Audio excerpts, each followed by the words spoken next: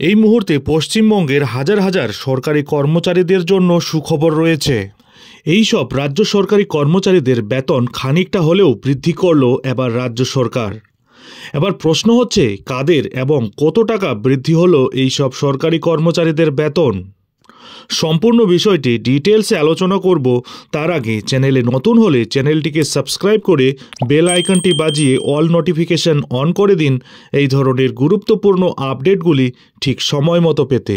এবার এক ধাক্কায় ৩,০০০ টাকা বেতন বাড়ল রাজ্যের বেশ কিছু সরকারি কর্মচারীদের। বেতন বৃদ্ধি নিয়ে নোটিশ জারি করে জানালো রাজ্য সরকার। বেতন বাড়ল ইএসআইয়ে কর্মরত গ্রুপ ডি চুক্তিভিত্তিক সরকারি কর্মচারীদের। তাদের বেতন ১২,০০০ টাকা থেকে বেড়ে ১৫,০০০ টাকা করা হলো, অর্থাৎ মাসে ৩,০০০ টাকা করে বৃদ্ধি পেল বেতন। রাজ্য সরকারের পক্ষ থেকে গত বুধবার অর্থাৎ ২৭ নভেম্বর এই মর্মে নোটিশ জারি করা হয়েছিল। আসলে রাজ্য শ্রম কমিশন বিজ্ঞপ্তি দিয়ে গ্রুপ ডি পদে এই অস্থায়ী কর্মচারীদের রাজ্যের বিভিন্ন ইএসআই প্রতিষ্ঠানগুলিতে নিযুক্ত করেছিল। বেতন বৃদ্ধির জন্য তারা দীর্ঘদিন ধরেই রাজ্য সরকারের কাছে আর্জি জানিয়ে আসছিলেন।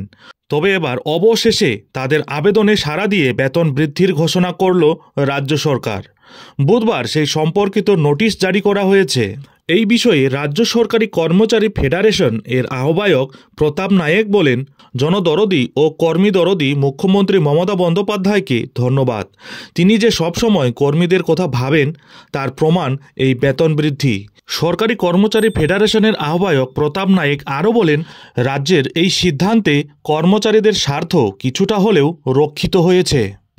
এর ফলে উপকৃত হবেন ইএসআইয়ে কর্মরত ৮১৮ জন গ্রুপ ডি কর্মী। বর্ধিত বেতন চলতি নভেম্বর থেকেই তারা পেয়ে যাবেন।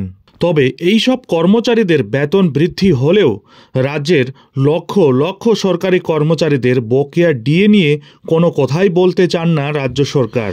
কারণ প্রায় ২ বছর ধরে শহীদ মিনারের পাদদেশে সংগ্রামী যৌথ মঞ্চের ব্যানারে আন্দোলন, বিক্ষোভ, অনশন, পেনডাউনের মতো একাধিক কর্মসূচি গ্রহণ করেই চলেছেন তাদের ন্যায্য ডিএ আদায়ের দাবিতে।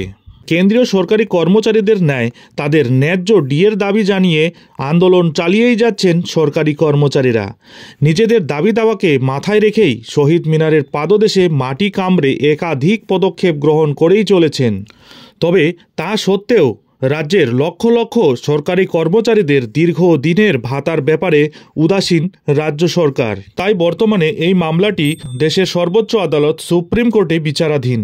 ফলে এই কিছু সংখ্যক কর্মচারীদের বেতন বৃদ্ধি করে সরকারি কর্মচারীদের মুখে হাসি ফোটানোর চেষ্টা একেবারেই দুঃখজনক বলেই মনে করছেন সরকারি কর্মচারীদের একাংশ।